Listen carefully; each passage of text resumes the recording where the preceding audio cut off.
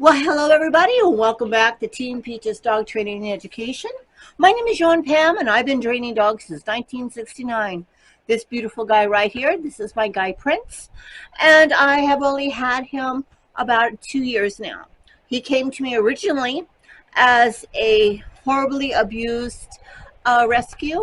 The neighbor who actually did the rescuing, she found him. He was being starved to death on purpose by his psychotic so-called owner. The dog had not had any experiences being around people or really much of anything. He was originally tied to about a 10-foot leash, and he grew up on that as a small puppy.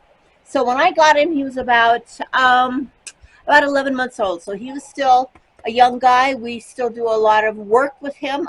We meaning myself, he and I, at places like Target and other dog-friendly places. It's okay. When I first got him, my friends, going in that direction, um, that's where my door is, and see my gate and such.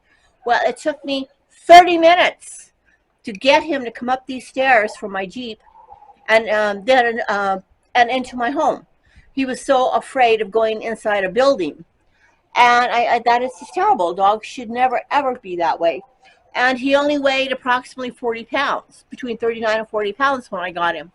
This dog should be weighing closer to between 60 and 65 pounds. Right now, he weighs 63. And this is my boy. He sees something there. And overall, he's a super good dog. He's a sweetheart. He is an American Foxhound and Catahoula, which means the hunters are very interested in what he's about. But guess what? This is my family. I don't hunt my family. I don't sell my family. I don't give my family away. He is not property, folks. He's family. So with all of that in mind, I want to say welcome. And today, hopefully, if all goes well, I will be able to show you some actual training techniques. I do have two other dogs that I have been with now since September, and they came to me as feral dogs. I will introduce them to you a little bit later. Their names are Bo and Jazzy. That's what I named them. They're very young dogs. They are now approximately a year and a half old, thereabout. They look like they were about 9 to 10 months old when I got them. Totally feral, had no experience whatsoever with living with humans or anything of that nature. They were also quite fearful of humans. So that could be interesting. I mean, they've got some basic stuff down, but they've never been to this area that we're going to go to today.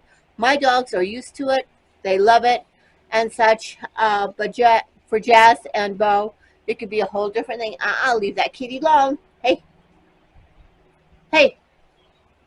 You. No, no, no, no, no, no. You leave that kitty alone. That kitty gets to do what it needs to do, okay?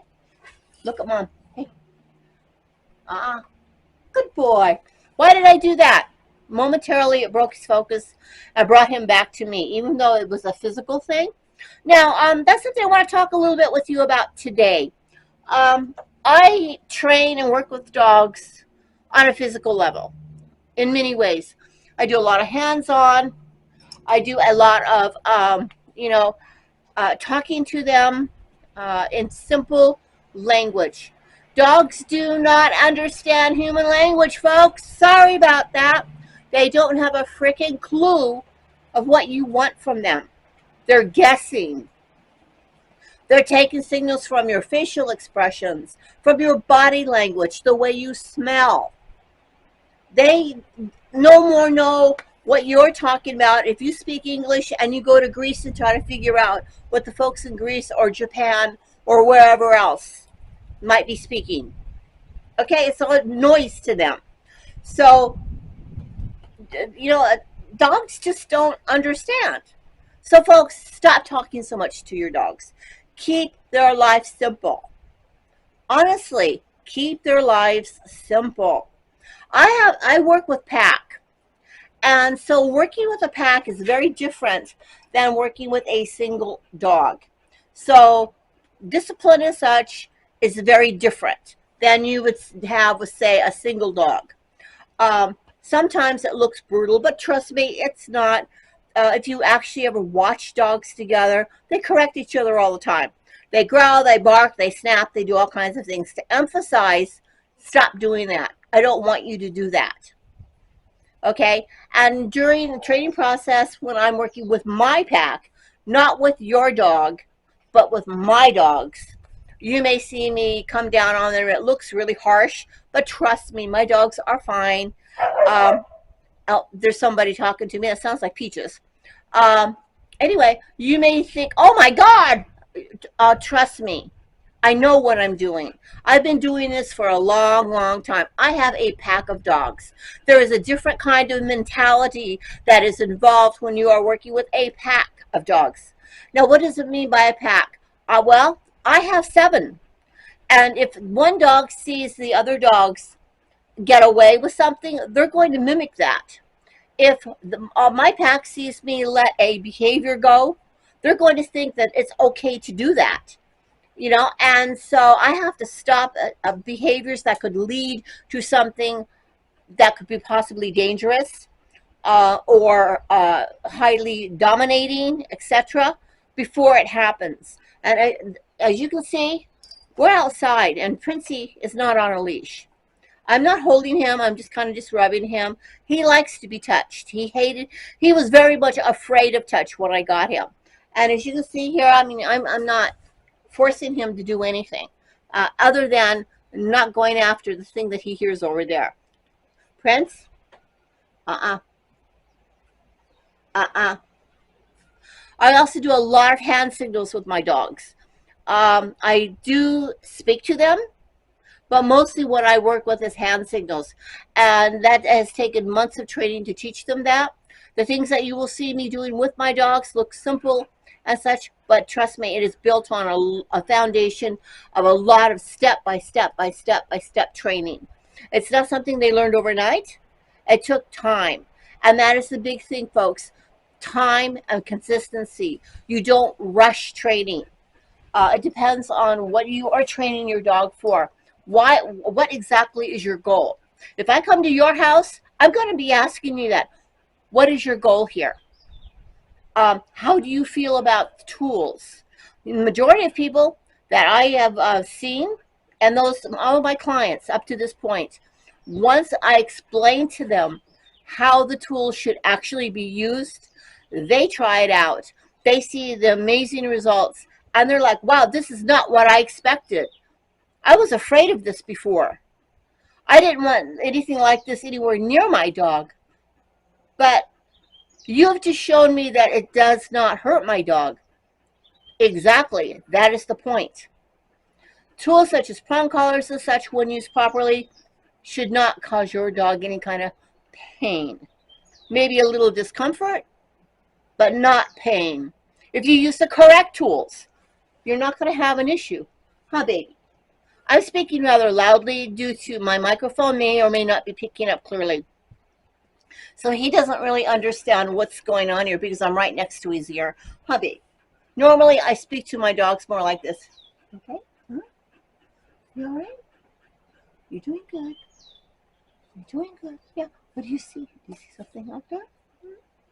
I normally speak with my dogs with a very soft voice. But my microphone on this video camera doesn't always pick up super well, so unfortunately I'm speaking loudly, and he is obviously a little bit tense about that. And he doesn't understand. This is a dog. He doesn't understand about video cameras. Isn't that right, baby? Okay. Yeah. Can I have a kiss?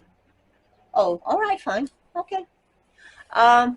So I will also be showing you, hopefully today, a little bit about reading your dog and how I go about working with your dog.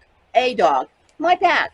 Yes, some of my techniques are very, very old-fashioned, but you know what? Just because they're old doesn't mean they don't work.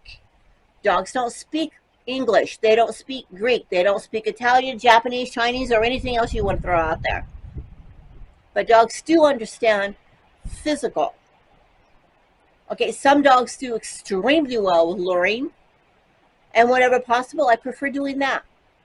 But other dogs they might actually need to hear and feel, which is typically what happens when dogs are talking to one another. So you may see me, for some dogs, put my hand on a rump, pull back gently with a collar, or put my hand right here on their chest as I gently push down with their rump to put them in a sit position. Usually it takes just a few times.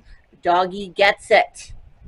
It's simple and it works. It works. So, I mean, folks, there are a lot of different ways of training dogs. I use all kinds of methods. So with all of that in mind, I thank you so much, and I'm going to do my best to put out some actual training videos today, and hopefully all will be well. So, hey, Princey, you ready? He's ready to say goodbye? Huh? Are you ready? Yeah, my boy. He's such a good boy. All right. So thanks so much, guys, for watching, and we'll see you next time. All right. Aloha, and see you next time from Hawaii. Thanks for watching. Remember, if you don't train them, you can't blame them for bad behavior. Bye now.